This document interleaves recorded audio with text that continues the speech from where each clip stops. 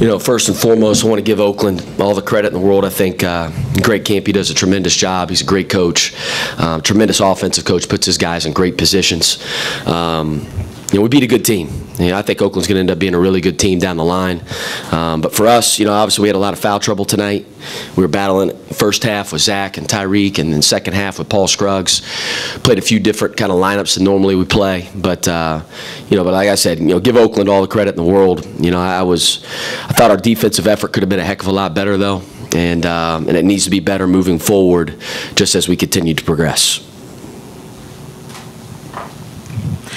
Travis, speaking of defense, it was just an up and down day, but there was a real kind of turning point there late in the second half when they had an open layup and came within 3 points, and you called a timeout and were pretty upset. What did you tell your team there, and does it surprise you that the same things that you keep preaching are things that are still liabilities?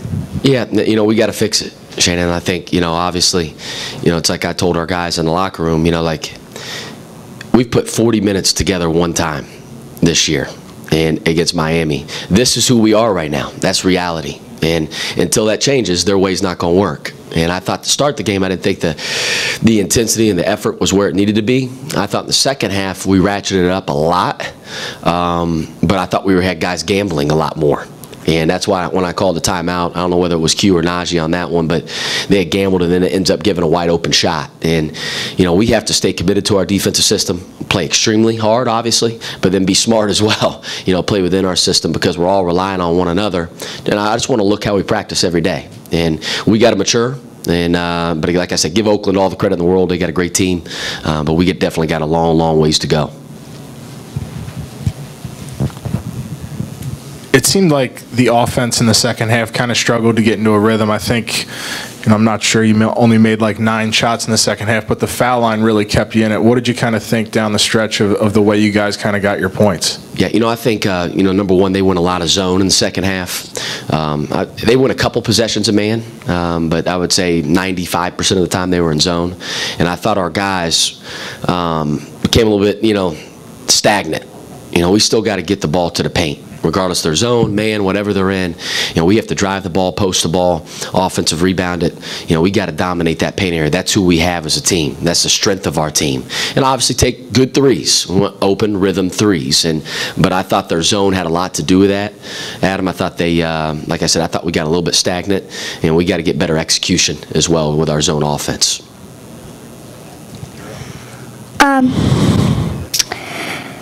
What do you do at halftime? What I do at halftime? Yes. You know what? I always give, my job is to always give our guys the truth, reality of where we're at. And I thought the effort level wasn't good enough, maybe going, in the first half on the defensive end. So I let those guys know about that because you can always make adjustments as a coach, but to me, the adjustment was playing hard. I didn't think there was any necessarily adjustment that we needed to make other than making Xavier Hill Mays' catches a lot tougher. They're a big kid who had 22 points at halftime. Okay. Thank you. That was a good question, by the way.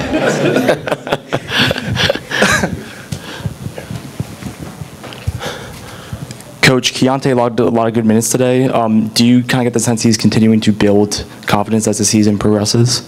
Yeah, I think he is. He's continuing to learn our defensive system and offensive system. I thought he struggled. He would have played more, honestly, if he would have been able to execute our zone offense a lot better. And again, he's just got to keep on learning, stick with it every single day. It's like I just want to continue to see progress, which I do think he is progressing very, very, very well for us.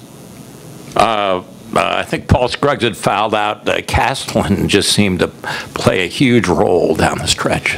Yeah, Kyle made some great plays. He made some great plays, whether it was an offensive rebound, whether it was the drive that he had to the rim, defensively.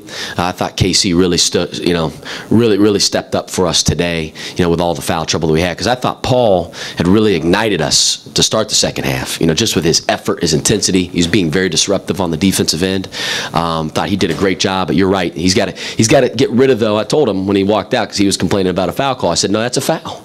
That is an absolute foul, and he should have called it. And he's got to be smart with his. He can't have stupid fouls. That freshman point guard came in with like video game assist to turnover stuff. I mean, are you disappointed you couldn't heat him up better than you did, or is he just that smart? I think he's pretty safe with the ball. And he's a really good player. He's going to be a nice player. I think he's really, really safe with it, though. You know, where I was more disappointed with our guys on him was leaving him wide open for rhythm threes. You know, because he shoots 83% from three, which is #1 in the country now. It's not like he's taking 6 a game or 7 a game, but he shoots a very high percentage. And it happened the first play of the game. You know, first couple possessions defensively, it's like, you know, Dante Jackson from our staff did a great job with the scout, getting our guys ready. And they knew that he was what we call a double green dot guy. That means he's an elite level shooter, and you better be there on the catch, or it's gonna be a long night. And I think when you give guys like him good looks early, they get comfortable, they get confidence. And I thought that's where it started, maybe in the first couple possessions. But he's a really good player.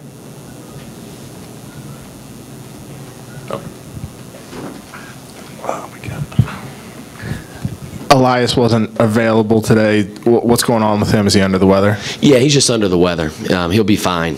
He came down with sickness yesterday afternoon before practice, so we expect him to be back, you know, Monday for practice. The phrase that you use repeatedly is you want to grow from wins. So today's a win. How do you grow from it? What do you take away? You know, I try to give our guys reality, and again, give Oakland all the credit in the world. They got a good team. They're very, very, very well coached. But again, it's our standard, and we can't be our own worst enemy. I've said it before, and sometimes I feel like we're competing against ourselves, either with our undiscipline on defense or, you know, not playing hard to start the game. And, you know, again, I think we have to be able to master our defensive and offensive system, and then I will take the results whatever they are. If that's good or bad, win or loss. I'm glad we won, obviously, but at the same time, though, I want to see progress. And today, to be honest with you, without watching the film, Adam, I don't think we saw any progress going from Miami of Ohio to the Oakland game, which is disappointing. Travis, aside from full fronting the post, and I think you went zone for a possession or two in the second half, it also looked like you might have gone away from the pack line a little bit in your man-to-man and gotten some passing lanes. Is that something you're looking to do more, or was it just a change for a possession or two to shake them up? Or? You know, I think I was all over those guys, Rick. I'm playing really, really hard, and so I think that's their natural, inclination is to start gambling more. And again, that's when we got hurt, though. I want elite ball pressure on the ball. We want to be disruptive on the ball with hands. And I thought Paul did a good job in the second half to start it. He got a couple deflections on the ball, and that ignited a couple transition baskets. But guys that are playing the passing lanes, it's like I tell those guys, if you don't get it, then we're done. We're going to give up a wide open three or a wide open layup, or somebody's going to foul against any good team. Any good team. And I think that hurt us in the second half. I thought about 4 possessions that I can think of off the top of my head where I can see guys right now gambling that I thought really, really, really hurt us. Now, again, if you're going to go get it, if you're going to try to get it, you better get the ball. And that's what I tell those guys all the time. But again, we're going to always stick with the pack line. I thought we executed the pack line very well against Miami of Ohio. Because, again, I think a lot of times people misconstrue what the pack line is. They think it's low ball pressure. You don't create any turnovers. No, you can create turnovers in the pack if you have great pressure on the ball. But it is positioning defense. And when one guy gets out of position, then you give up layups and threes. On that note, you mentioned giving up the open threes to start the game, and it's been a problem all year. Is it guys not being in the right position when they're in their gaps, or what's the issue that's causing guys to not be there on the catch? I think, honestly, Rick, I thought tonight they had nothing. I thought it was readiness. I just did. I really did. And without watching film, I knew guys were in their gap, they were in the spot, and then they would just close out real slow. They weren't focused off the ball. We got to have guys more locked in, obviously. And again, give Oakland all the credit in the world. They do a great job offensively. Greg Campy puts those guys in great positions. But we got to be there on the catch. That's what the pack line's built for. Because your positioning is your help. You're just focused on recovering and recovering only in the pack line. Teams that deny have to help and then recover, which is then you give up a lot of threes, even more threes than we're giving up. And now our guys just got to be there on the catch. Their motor can't turn off the ball. Thank you.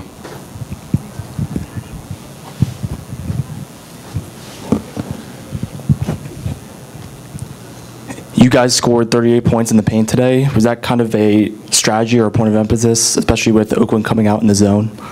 Yeah, I thought they would come out zone just because, number one, I thought their roster is they're big, they're long. They start a kid I think that's 6'9" or 6'8" at the 3. I thought they'd have a hard time matching up with us in man-to-man, but we want to play paintball. Again, like I don't want to just settle for jump shots. We got to drive it. Now, if we have threes after the balls went inside, no problem. If a guy's wide open on rhythm, it's the 1-2 step threes. Got all the confidence in the world in our guys, but we do have to be committed, and we were, I thought, for the most part, tonight, getting that ball to the paint. Travis, we talked about Quentin. He had the injury, obviously, and he's coming back from that. He's playing a different role this year, but in Game 8, are you surprised he's going 1 for 10 and missing all of his three-pointers? No, I got confidence in Q shooting the ball. I do. I see him every day in practice. There's going to be games, it's like, for J.P. McCura, like, for example, like J.P. would have games like this. It just happens. He wasn't meaning to miss. I thought for the most part, he took some good threes for the most part. I think he's still trying to figure out shot selection, which he's getting better at. But he's got to be a lot better for us on both ends of the floor, and he knows that. I think if you asked him, he's probably disappointed in the way that he played. He doesn't mean to play that way, but we obviously need him to be a lot better. How much of what you guys do you think is dictated by the energy of Q and Najee? I think a lot. Again, your point guard is everybody sees you on the defensive end. If you're in a stance as a point guard and you have readiness, that becomes contagious. If they see a guy that's not in a stance, well, then they're probably not. That can become contagious as well. And so I think your point guard he's your quarterback on the floor both offensively and defensively. So Q has a huge responsibility, and he knows that. And again, he's going to get better and better and better. I got full faith in Quentin Good and Najee Marshall. Again, Najee is getting a lot more efficient. Even tonight, I think he took 6 for 10 from the field, which is great. That's where that's where he should be. He should be a high percentage guy. He's so long and athletic. He only had 2 turnovers, which is an improvement for him.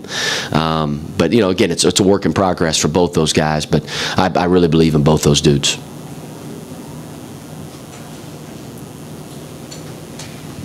Yep. Thank you.